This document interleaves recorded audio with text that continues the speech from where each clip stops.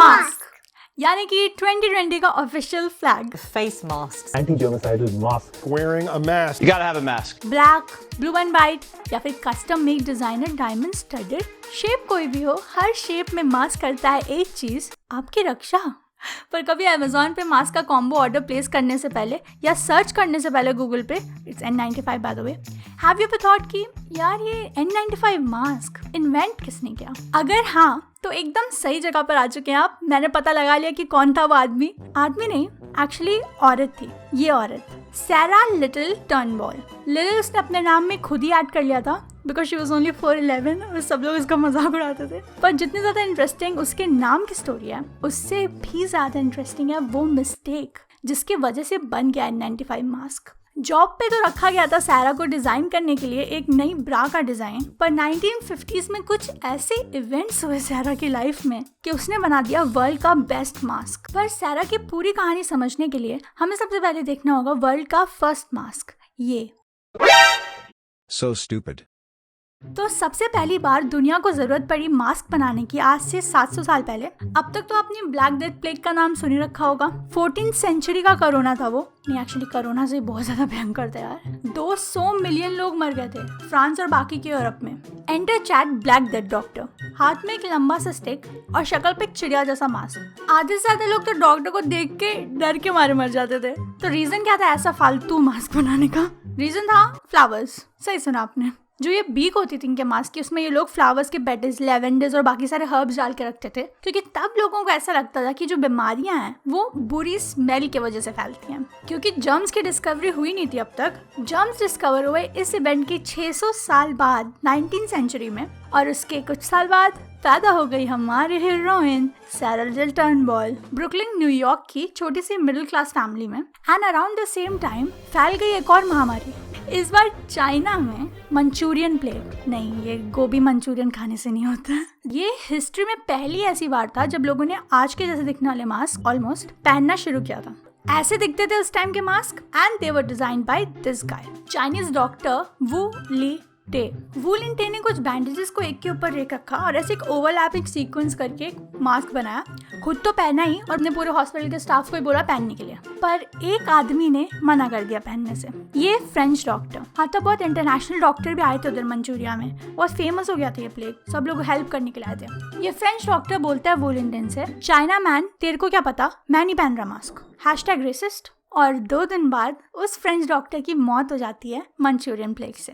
पर जितने भी चाइनीज डॉक्टर थे और बाकी के स्टाफ थे जिन्होंने मास्क पहना था वो सब बच जाते हैं। इस इवेंट के बाद ना सबको पूरी दुनिया में ये रियलाइज हो जाता है कि मास्क पहनना बहुत इंपॉर्टेंट है। तो 1918 में जो स्पेनिश फ्लू फैला तो कैलिफोर्निया के डिपार्टमेंट ऑफ हेल्थ ने ये कंपलसरी कर लिया कि वू लिन टे के जो डिजाइन का मास्क है वो सबको पहनना ही होगा।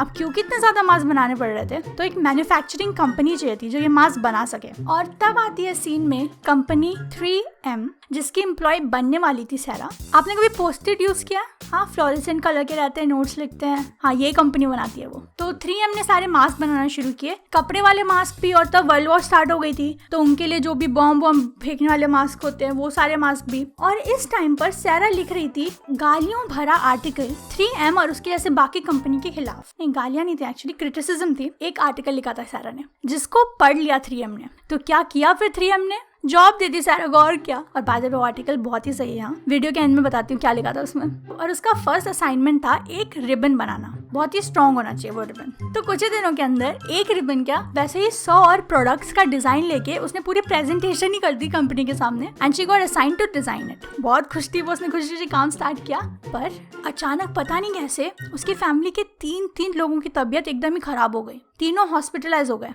काम क्या करती, डिजाइन क्या करती, वो तो बस हॉस्पिटल से घर, घर से हॉस्पिटल यही कर रही थी। पर हॉस्पिटल में एक दिन ऐसे बैठी थी जब वो अपने हॉस्पिटलाइज फैमिली मेंबर्स के साथ, तब उसने एक चीज नोटिस की। जितने भी स्टाफ थे, नर्स, वार्ड बॉयज, वो सब बार बार अपना मास्क एडजस्ट कर रहे थे, कभी खोल रहे थे, कभी बांध रहे थे, बहुत ढीले थे उनके मास्क। सैरा को आया एक आइडिया, जैसे वो ब्रा कप डिजाइन कर रही है, अगर वैसे ही वो एक मास्क डिजाइन कर दे तो परफेक्टली कप कर देगा वो लोगों के मुंह को और नाक को वगैरह वगैरह, और बहुत सही डिजाइन बन जाएगा।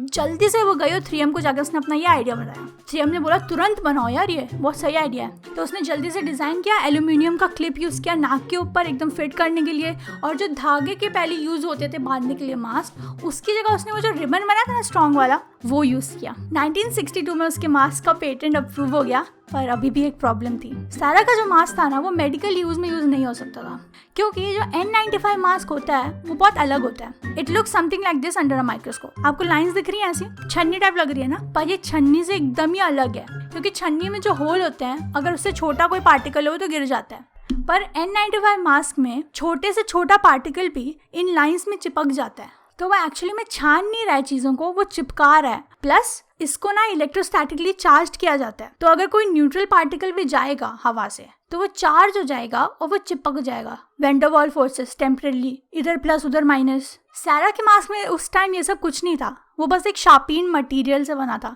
इसीलिए उसको उन लोगों ने सेल किया एज पोल्यूशन वाले जो मास्क रहते हैं ना उस टाइप के, बस हवा के लिए। पर धीरे धीरे इसी डिज़ाइन पे लोगों ने इम्प्रूवमेंट करते गए और 1995 में फाइनली जाके N95 मास्क फर्स्ट वर्ल्ड का बेचना शुरू हो गया, जो बेस्ड था सारा के ही डिज़ाइन पे।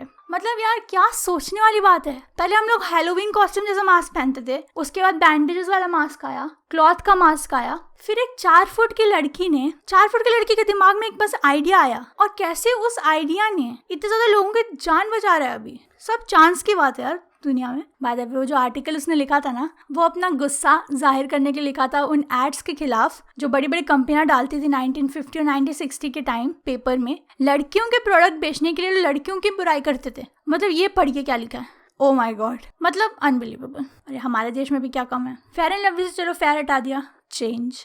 Happy women's equality day by the way.